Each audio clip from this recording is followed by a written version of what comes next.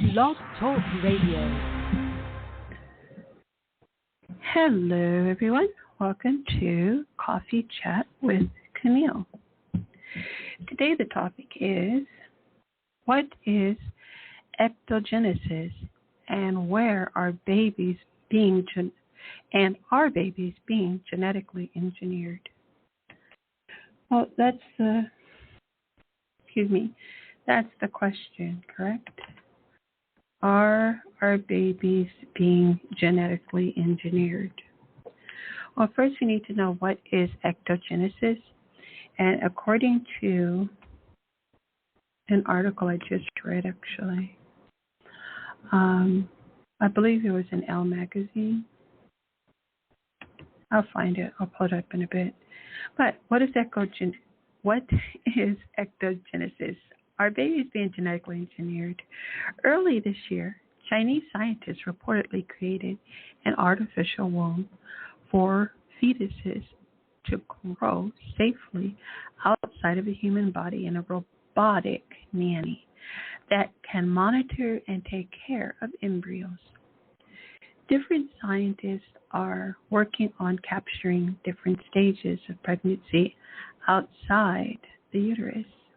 According to the World Health Organization, around 300,000 women die from pregnancy complications. EctoLife is also ectogenesis. That's another term. Is EctoLife. It's designed to alleviate human suffering and reduce the chances of C-sections. And this was written by, his name is Al-Ghaili, spelled Ghaili. Instead of a mother pushing painfully with her body, couples are asked to push a button that births their incubated child. The project is also designed for women who have had their uterus removed following health issues like cancer. Okay, so that's just a little bit about it. I'm going to continue to read on. This article is taken from, one moment, let me find it. Yeah, this article, I think it's taken from, I have the name of it. Yeah, Design Boom. Okay, so I'm going to read a little bit from Design Boom. And let me give you the date as well. I was trying to get the most recent articles I could find. I believe it was just yesterday this was published. But you're more than welcome to look it up. The name of the magazine is designboom.com, and it's under Technology, Al-Ghaili, EctoLife, the world's first artificial womb facility. And when I saw this, I was like, whoa, this is like kind of almost scary. And it feels like a direct threat to human life as we've known it, correct? So it's a little bit much, I think, but this is what scientists have decided to put their energy into. And let me read on about the new way to have children here. In the very near future, by the way. Moreover, EctoLife can be deployed in countries with severe declines in population growth, a phenomenon that is considered by many as a threat to civilization. Nations like South Korea, hello South Korea, somebody out there listens to me, hello. But nations like South Korea, Bulgaria, and Japan. Hello, Japan. They listen to me as well. With severely low birth rates, are considered ideal grounds to launch the initiative. That said, while the video does paint an ambitious and utopian picture, viewers cannot help but to catch the slightly chilling undertones creeping to every frame, leaving them to ponder the implications of such an idea, right? I think it's just being a mother and all, it's, gosh, I mean, there is extraordinary suffering for women during childbirth, like I had. I had a horrible, very difficult time. But at the same time, I don't know how I would feel if something was wrong with me, and I wasn't able to have children, you know. And so I think it's a pretty interesting answer. And it's so mind-blowing, but especially when you see the pictures. I did actually post pictures of the labs that they use, or looks almost like a manufacturing facility, and then you can just see like these babies in incubators. And it kind of even reminds me, I don't know if you had the opportunity to watch the old movie, it's old now, called Aliens. And you saw all those eggs being left by the queen alien. And this kind of gives me that vibe, and I don't know why, right? Like, it's just so odd. But anything is odd that's new oftentimes, right? Like for me, having a new baby in my hand was like, wow, what's going on here? You know, every time I saw babies, childbirth and all that, it was in books and television and TV. You know, never believe what you see on there too much, because they're just giving oftentimes an idea of what is, not what actually is. So, moving on.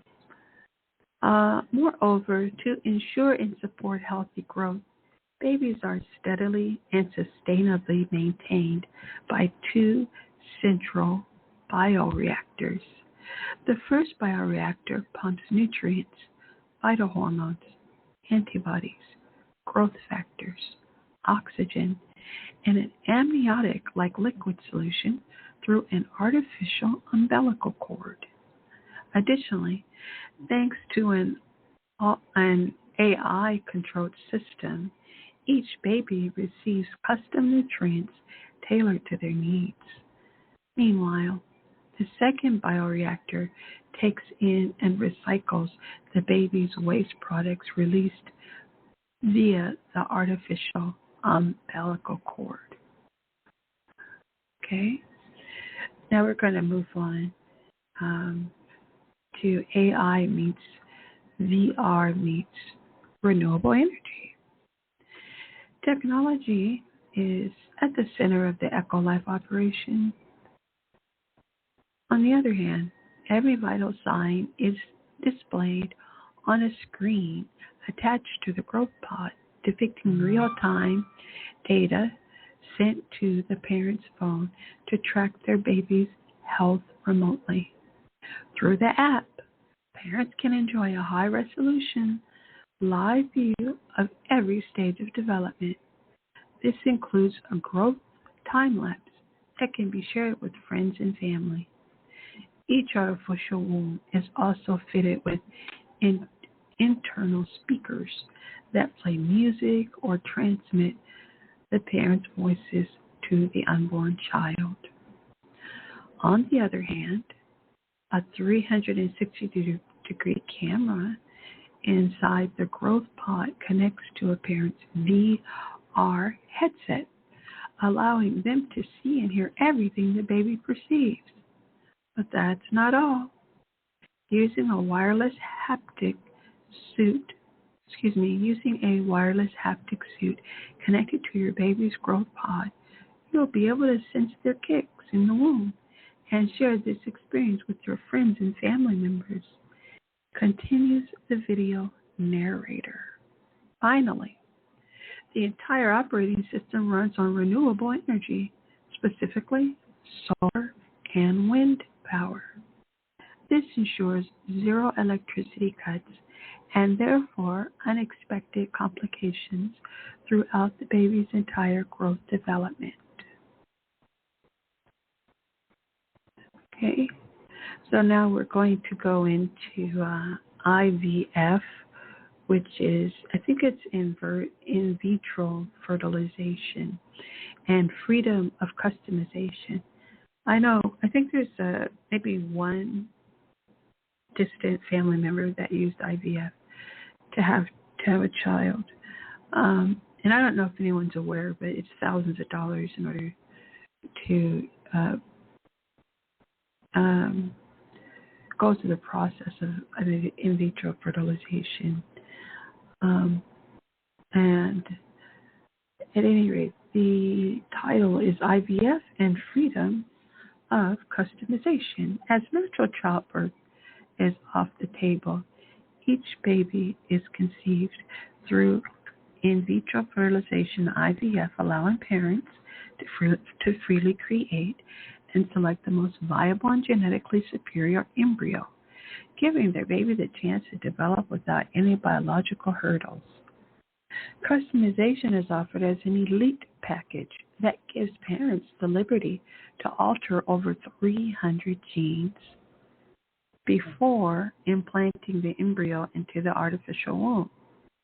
From selecting hair and eye color to height, intelligence level, and skin tone, this pick and choose feature is carried out thanks to it's capital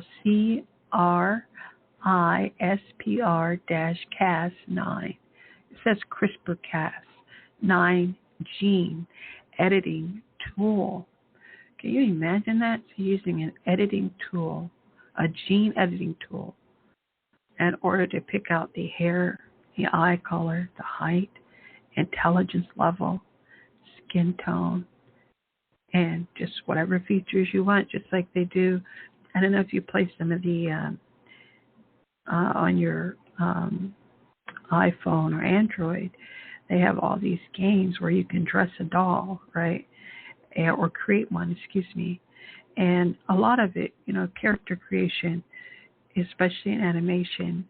I'm using Animaker, and also I am still working on my comic book series because I'm actually a real artist, I love to say, real fine artist. But I go through like all of these sample types of lips I can put on my character, ears, hair, eye shape, eye color, hue or complexions, right? So this is pretty much the same idea, except in real life, right? So you're trying to get your new genetically engineered baby to be your perception of what is superior. Isn't that interesting? The sci-fi experience can even be provided beyond laboratory walls.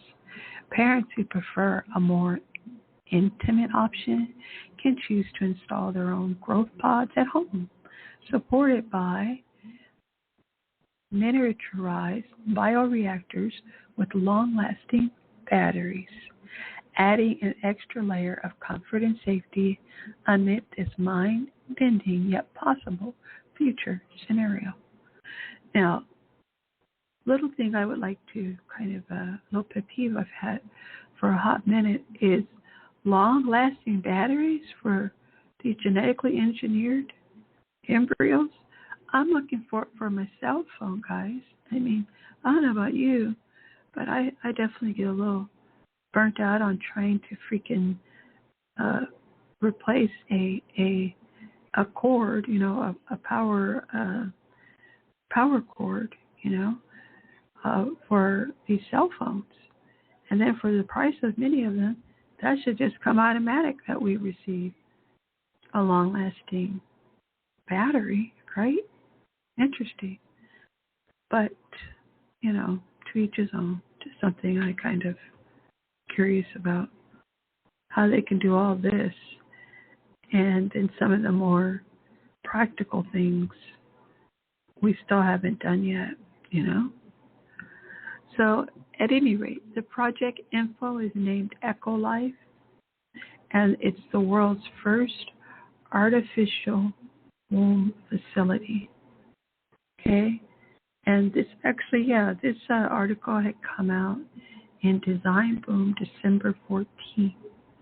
And the concept and video is by Hashim Al-Ghaili, spelled Ghaili. Okay, yeah, what I'm looking for also is, this conception of everlasting life. Now that for me would be the one. But EctoLife it's something, right? I'm not really sure what the objections would be to, or the cons would be to growing your child in a EctoLife. I'm gonna call it EctoLife chamber. But this is really, really interesting, to say the most. And I'm not sure about all these population issues, but that seems to be a scary thing to scientists, and they've never fully explained, at least I haven't read, why that would be a problem if we didn't have so many people on the earth, since we haven't seemed to have mastered wellness for everyone and equality, right? Where we're not sitting around calling one nation first world and other nations third world, right? And then, there's so much for us to fix. And so then we're like, okay, well, we have all this to fix. And just to make things more complicated, or challenging rather, we're over here figuring out how to genetically engineer embryos. So, I don't know. I think I would be most curious about what the pro-life folks say versus pro-choice. That would probably be a very interesting debate, right? And, there's always sides to everything, especially in America. Let's take sides like we're 2 years old, right? I take mom's side or dad's side, all that foolishness. When it's all said and done, again, I think it's an interesting, futuristic idea. But I also want to mention to you that I've purchased a robotic vacuum cleaner. Now, I would like to give a review, but I think I put the people out of business if I did that, So I'm not. But I can say that I think it's cute to have. And there's just times, and I thought I should bring this out, there are times that it totally thinks on its own. And I have two Chorkies, which are Chihuahua and Yorkies, and they just stare at it. They're like, what is this? Interesting. And, I'm just like them on that. What is this? Because there's times it just does what it wants to do. Doesn't follow any type of directions that I'm giving it inside of the app. I use the Alexa app. So, you have to think about all this technology stuff, because when it's all said and done, it may not work out. You put a lot of money into this, and because it looks quite expensive to even carry out an EctoLife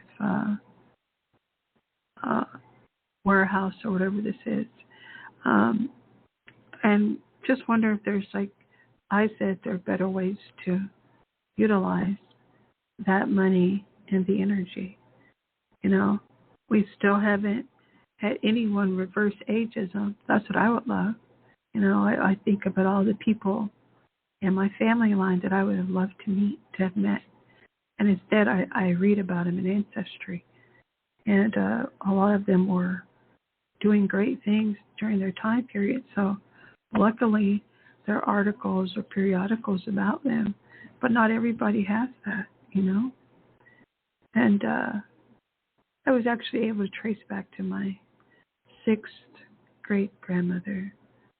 And she was, in fact, African and Chinese.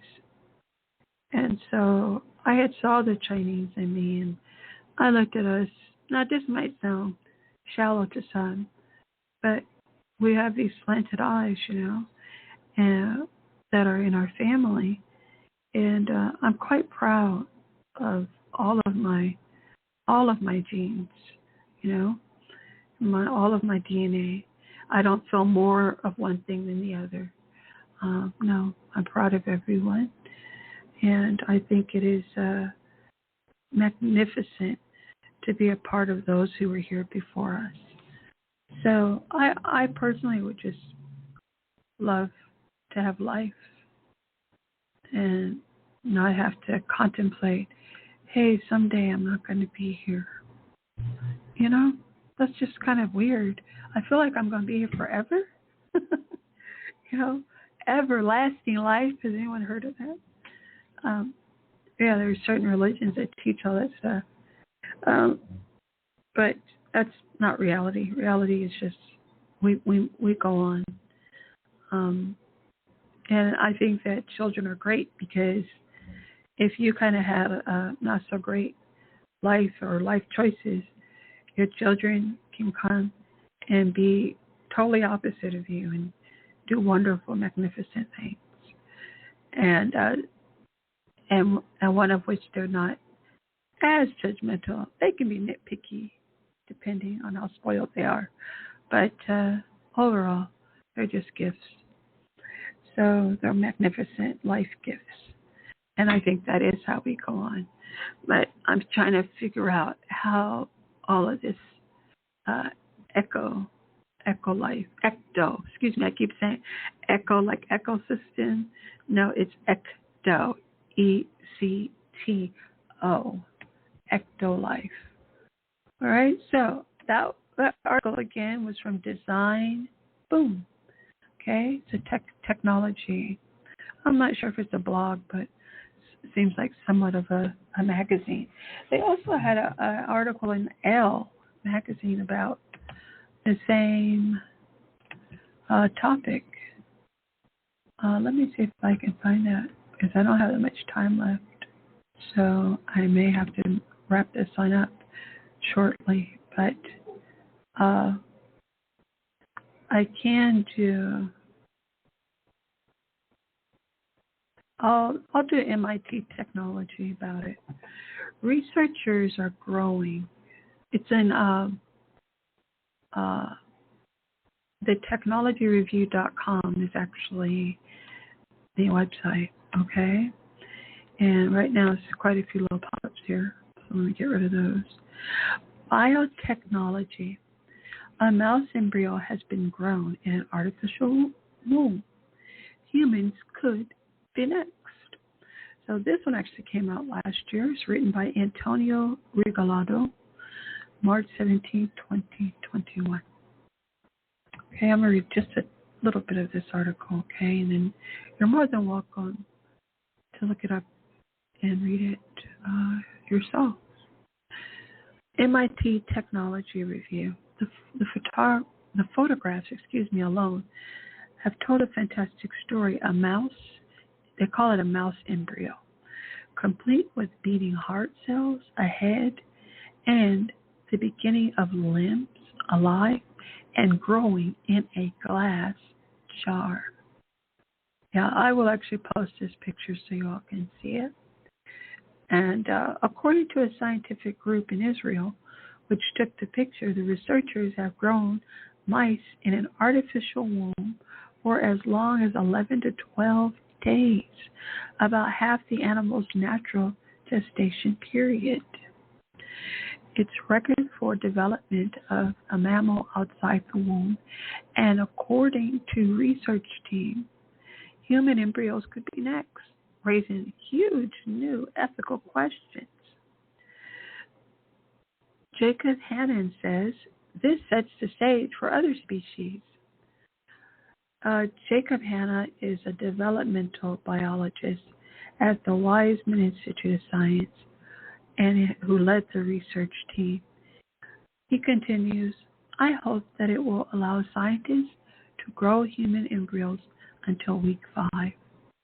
Growing human embryos in the lab for that long, deep into the first trimester, would put science on a collision course with the abortion debate. Hannah believes lab-grown embryos could be a research substitute for tissue derived from abortions and possibly a source of tissue for medical treatments as well.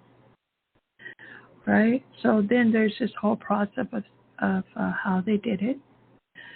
So what Hannah's team did is he grew the mouse embryos longer by adding blood serum from human umbilical cords, agitating them in glass jars, and pumping in a pressurized oxygen mixture.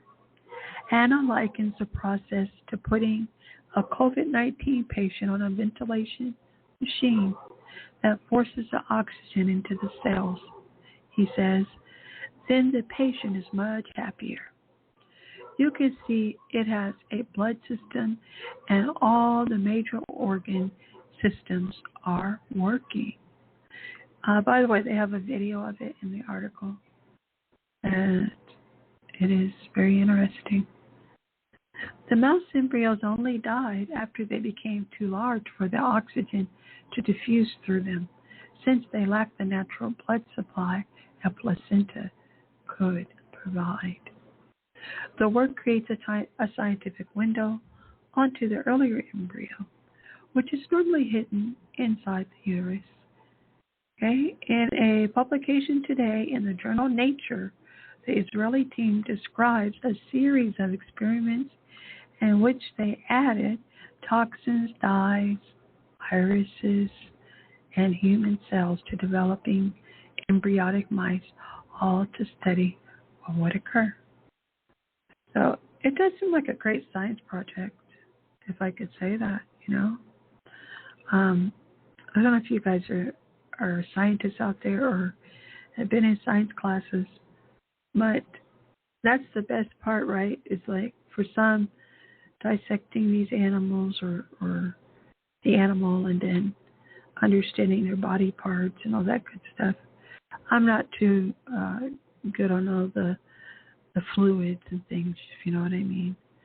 But this sounds like a pretty interesting experiment being done with embryonic mice, right? So something to think about. I read already about Next Are Humans, and I did again post some pictures of these big labs with all these babies inside of them. I don't know, just so interesting. So that's what's going on in technology that feuds with science, right?